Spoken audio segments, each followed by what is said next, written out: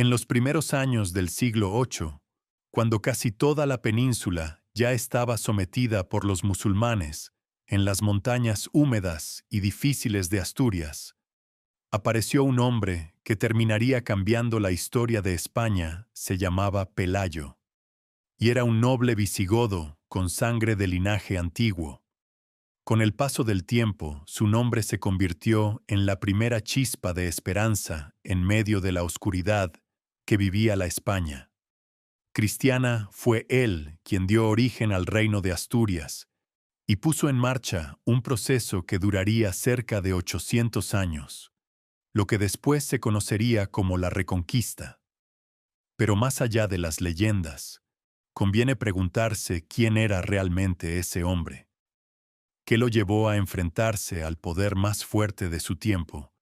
¿Y de qué manera consiguió frenar el avance musulmán, que en solo 7 años había ocupado casi toda la península?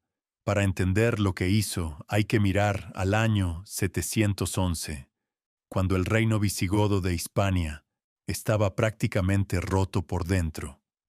El país se desangraba en luchas entre familias nobles que querían el control del trono. Rodrigo había logrado coronarse tras derrotar a sus rivales, pero muchos no aceptaban su autoridad, y justo en ese momento de división y debilidad, desde el norte de África, cruzó el estrecho un ejército formado en su mayoría por bereberes bajo el mando de Tariq ibn Ziyad. Eran alrededor de 7.000 hombres. Al principio parecía una simple expedición de reconocimiento, pero todo cambió cuando las fuerzas visigodas fueron aplastadas en la batalla de Guadalete. Después de esa derrota, la invasión se convirtió en conquista total. La caída del reino fue rápida y casi increíble.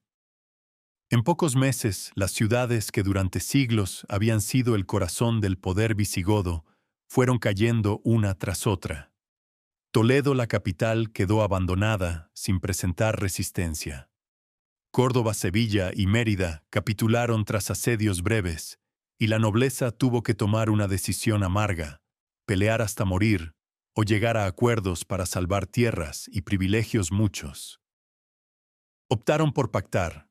Algunos abrazaron el Islam y otros aceptaron vivir como cristianos protegidos bajo dominio musulmán, conservando su fe, pero pagando impuestos especiales en medio de tanta rendición.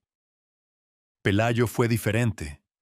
Las crónicas cristianas escritas tiempo después lo presentan como un hombre de alta cuna, quizá con lazos con la antigua familia real visigoda. Las fuentes árabes, en cambio, apenas lo mencionan como un jefe local sin gran relevancia. Lo que sí parece claro es que había servido como espatario y guardia personal del rey Rodrigo, algo que demuestra su origen noble y su experiencia militar. Cuando casi todos aceptaron la nueva situación, él decidió retirarse hacia el norte, a las montañas de Asturias, una tierra dura y siempre complicada de someter, incluso para los propios visigodos. Allí entendió enseguida que el terreno jugaba a su favor, porque los valles estrechos y los pasos de montaña impedían que grandes ejércitos se movieran con facilidad. Eso hacía que la lucha en aquellas montañas favoreciera ataques rápidos y emboscadas en lugar de enfrentamientos abiertos. El suelo abrupto anulaba la fuerza de la caballería musulmana, que había sido clave para conquistar la península. Además, Asturias era una tierra pobre, sin grandes riquezas, y por eso no resultaba prioritaria para los invasores, que preferían asegurar las ciudades prósperas y las llanuras fértiles del sur. Pero instalarse allí significaba aceptar frío, hambre y peligro constante hacia el año 718. Pelayo empezó a juntar a su alrededor a visigodos que se negaban a obedecer al poder musulmán. Llegaban hombres con sus familias. Algunos eran nobles arruinados por la conquista, otros antiguos soldados del ejército godo y también campesinos que habían escapado de saqueos y redadas donde muchos terminaban como esclavos, no los unía un plan brillante ni una estrategia bien escrita. Lo que los mantenía juntos era el rechazo claro a someterse al nuevo orden que se dirigía desde Córdoba, donde los gobernadores musulmanes organizaban su administración. Al principio, la resistencia fue pequeña y discreta. Ataques sorpresa contra patrullas negativas, a pagar tributos y poco más. Las crónicas cristianas escritas después hablan de grandes hazañas, pero lo más probable es que todo fuera mucho más simple. Sobrevivían como podían, escondidos en cuevas y refugios de montaña, golpeaban rápido y desaparecían antes de que llegaran refuerzos enemigos. Esa etapa duró varios años, tiempo en el que Pelayo afirmó su autoridad y tejió apoyos entre las aldeas de la zona. El cambio verdadero llegó alrededor del año 722, cuando las autoridades musulmanas decidieron acabar con aquel foco rebelde. El gobernador del norte Munuza intentó primero un acuerdo, incluso según algunas versiones, se casó con la hermana de Pelayo, buscando calmar la región, pero nada funcionó, y pidió ayuda. El gobernador de Córdoba envió entonces una expedición. Las fuentes cristianas hablan de miles de soldados, mientras que las árabes reducen mucho esa cifra. Cuando Pelayo supo que el ejército avanzaba hacia sus posiciones, tomó una decisión que marcaría su nombre para siempre. En vez de dispersarse y seguir con pequeñas emboscadas, eligió plantar cara en un lugar preparado. Por él seleccionó el desfiladero de Covadonga, un valle estrecho junto al monte Auceba, donde una cueva natural ofrecía refugio y defensa casi imposible de romper. El terreno obligaba a cualquier fuerza grande a avanzar en fila estrecha, perdiendo su ventaja numérica, y permitiendo que un grupo reducido resistiera con eficacia la batalla de Covadonga, cuya fecha exacta todavía discuten los historiadores, y que debió de ocurrir en algún momento entre los años 718 y 722, terminó siendo un choque que influyó mucho más de lo que parecía al principio. Las fuentes cercanas a la época son pocas, y no coinciden las crónicas cristianas redactadas décadas e incluso siglos después. Hablan de una victoria casi milagrosa. Cuentan que las piedras lanzadas desde lo alto se multiplicaban y que la mano de Dios intervenía a cada instante. En cambio, los relatos árabes reducen todo a una simple escaramuza contra montañeses sin peso estratégico. Lo más razonable es pensar que la verdad estuvo en medio de esas dos versiones. El contingente musulmán entró en el desfiladero convencido de que aplastaría a los rebeldes sin dificultad. Pero el terreno les rompió los planes al avanzar por el valle estrecho. Comenzaron a recibir piedras y flechas desde las alturas. Muchos resbalaban entre rocas y barro y quedaban atrapados en un espacio donde no podían desplegarse ni aprovechar su número. Después de varios intentos fallidos y con bajas que empezaban a pesar el mando musulmán, optó por retirarse desde el punto de vista militar. Fue un combate pequeño, pero en lo psicológico y en lo político resultó enorme. Por primera vez desde la invasión, un grupo cristiano derrotaba de frente a una fuerza musulmana y seguía libre la noticia. Corrió por las montañas del norte y dejó claro que el enemigo no era invencible y que resistir tenía sentido para Pelayo. Aquello supuso un salto grande en autoridad y respeto. Comenzaron a llegar más refugiados desde otras zonas, y su grupo creció. Aún así sería engañarse. Pensar que Covadonga inició de inmediato la reconquista. Los musulmanes continuaban dominando casi toda la península y el territorio que Pelayo controlaba en Asturias era mínimo comparado con el poder del Emirato de Córdoba. En los años siguientes, Él se dedicó a asegurar su dominio en las montañas, organizar una administración sencilla y proteger la zona de incursiones esporádicas.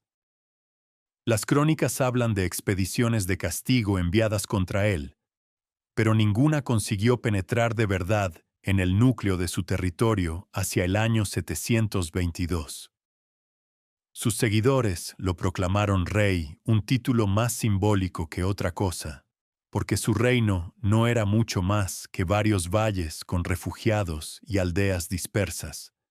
Pero el gesto tenía peso, representaba la continuidad de la monarquía visigoda y daba legitimidad a la resistencia cristiana.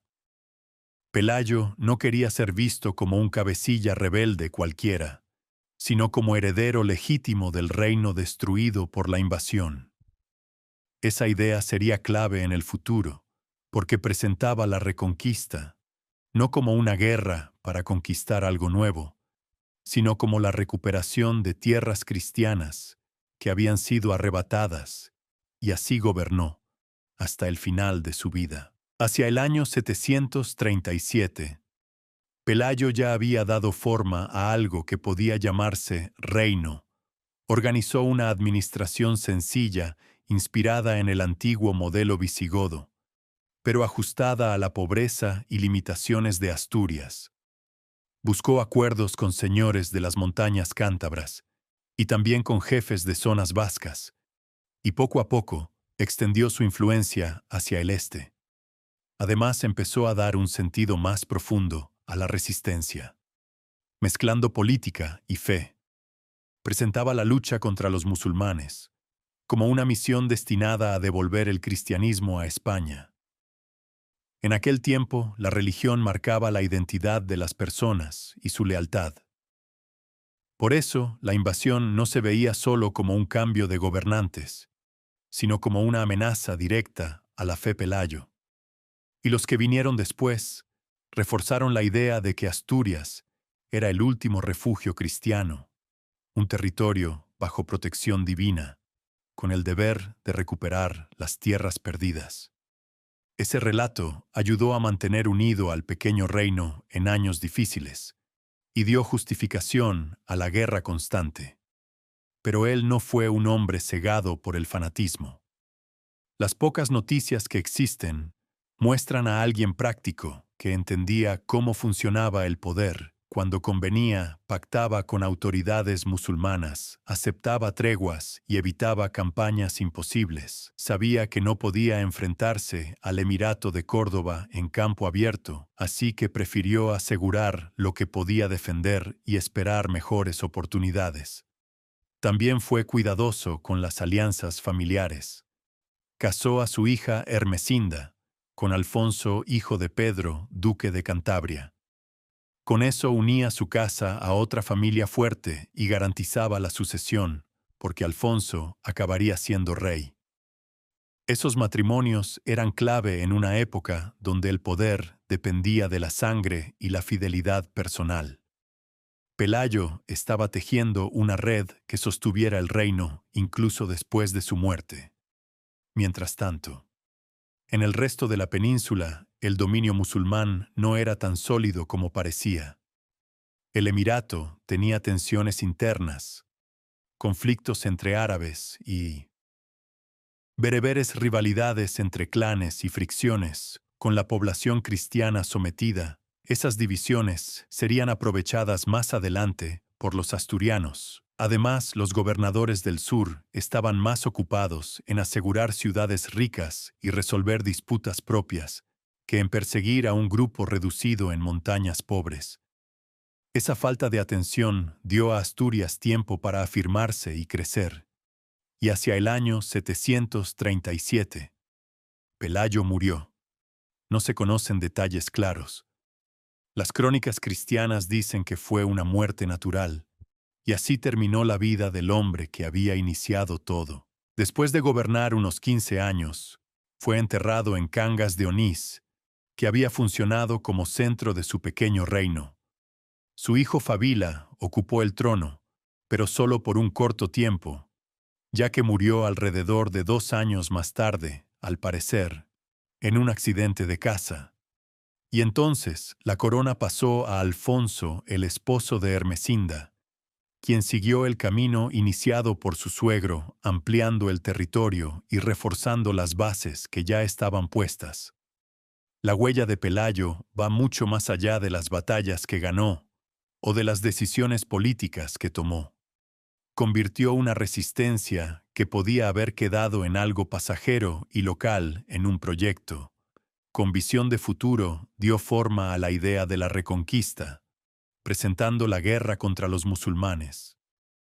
No como simples disputas por tierras, sino como una tarea histórica y religiosa para devolver España al cristianismo. Esa interpretación, aunque simplificaba una realidad medieval mucho más enredada, dio sentido y unidad a generaciones enteras de reyes y combatientes cristianos durante siglos.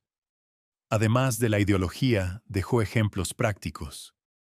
Probó que en las montañas del norte se podía sostener un reino combinando defensa firme, una administración básica y acuerdos, cuando eran necesarios. El sistema que impulsó apoyado en la colaboración entre el rey y la nobleza local. Bajo amenaza constante, se repetiría después en otros reinos cristianos del norte durante la Alta Edad Media, insistir en la continuidad con la tradición visigoda.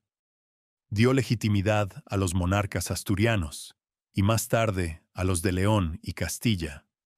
Aún así conviene no exagerar lo que logró en vida. Cuando murió su reino era pequeño. Apenas dominaba algunos valles aislados, y pensar que desde allí se recuperaría toda la península habría parecido una fantasía para cualquiera de su tiempo. Los musulmanes seguían siendo muy superiores, controlaban las ciudades ricas, las mejores tierras y las rutas comerciales. Clave la reconquista, tardaría casi 8 siglos en completarse, y atravesaría etapas que él nunca habría podido imaginar. Tampoco hay que pintar su resistencia como una lucha moderna por libertad nacional. Pelayo era un noble visigodo que defendía su posición y privilegios, tanto como su fe, su reino. Mantenía estructuras jerárquicas heredadas del Estado visigodo. No era ningún experimento igualitario. Las razones de su rebelión mezclaban religión, poder, intereses personales y cuestiones económicas, y no caben en un relato simple de liberación. Pero aceptar estos matices no le quita peso histórico. Cuando casi toda la élite visigoda se había rendido o había cruzado los Pirineos, él decidió plantar cara la victoria de Covadonga. Aunque pequeña en lo militar, demostró que resistir era posible y creó un foco cristiano independiente que no desapareció con el tiempo. Ese núcleo daría paso al Reino de León y más adelante al de Castilla, la línea que conecta aquel modesto dominio montañoso con los grandes reinos que culminaron la Reconquista es clara. Y por eso la figura de Pelayo siguió creciendo hasta convertirse casi en leyenda dentro de la historia de España. Las crónicas medievales lo dibujaban como el hombre que devolvió España a la vida, el primer gran héroe de la Reconquista siglos después, en el siglo XIX, cuando el país buscaba una identidad común. Pelayo fue convertido en emblema de resistencia nacional y de unidad cristiana frente a invasores extranjeros. Esa lectura patriótica, aunque no encaja del todo con la mentalidad medieval, ayudó a colocarlo en el centro del relato histórico español. Hoy, los historiadores prefieren un enfoque más prudente. Admiten que muchas historias sobre él tienen algo de leyenda y que las fuentes cercanas a su tiempo son pocas y difíciles. La batalla de Covadonga seguramente fue más reducida y menos decisiva de lo que contaron los textos posteriores, y el propio Pelayo, quizás se parecía más a un caudillo local defendiendo su territorio que al gran libertador que la tradición imaginó aún así. Incluso desde una mirada crítica, se acepta que en aquellas montañas del norte ocurrió algo importante. A comienzos del siglo VIII, lo esencial es que logró mantener un espacio cristiano independiente, cuando parecía que toda la península acabaría bajo dominio islámico permanente. Ese pequeño núcleo sirvió como punto de partida para futuras expansiones, cuando el contexto lo permitió sin Asturias y sin la decisión de Pelayo. La historia peninsular habría sido muy distinta. Es posible que el territorio se hubiera integrado por completo en el mundo islámico del Mediterráneo, cambiando no solo el rumbo de España, sino también el de Europa e incluso el del mundo.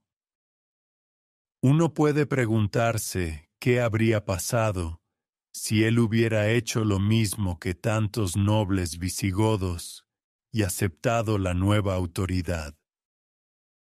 Quizá la península habría seguido un camino parecido al de Marruecos o Egipto, con una lengua romance hablada por musulmanes y con el cristianismo debilitándose generación tras generación. Tal vez la expansión europea hacia América no habría ocurrido o habría sido liderada por otros poderes. La elección de resistir en las montañas tuvo consecuencias que se sintieron durante siglos. En el fondo, Pelayo simboliza un instante decisivo, el momento en que la resistencia se organizó, tomó forma estable y expresó una meta a largo plazo. Da igual si Covadonga fue un choque menor o una gran batalla. Lo importante es que allí nació un reino que no desapareció y que con el tiempo creció. También importa menos si él actuó movido por ambición personal o por fe sincera, que el hecho de que dejó estructuras e ideas que sobrevivieron generaciones. Su historia demuestra que cambios enormes pueden empezar con gestos que parecen pequeños. Un grupo reducido, refugiado en montañas aisladas, enfrentándose a un poder que parecía imposible de vencer. Nadie en el año 722 habría imaginado que aquel desafío acabaría influyendo en el destino de toda la península. Y sin embargo, así fue. Y eso recuerda que en la historia, como en la vida, una decisión concreta puede ir mucho más allá de lo que quien la toma alcanza a prever. Ahora cada uno puede preguntarse qué pesó más en su figura, si fue sobre todo jefe militar político, con visión o símbolo religioso de resistencia, y qué parte de su legado resulta clave para comprender el inicio de la reconquista. La conversación sigue abierta, y todavía hoy su nombre provoca debate cada vez que se habla de los orígenes de España.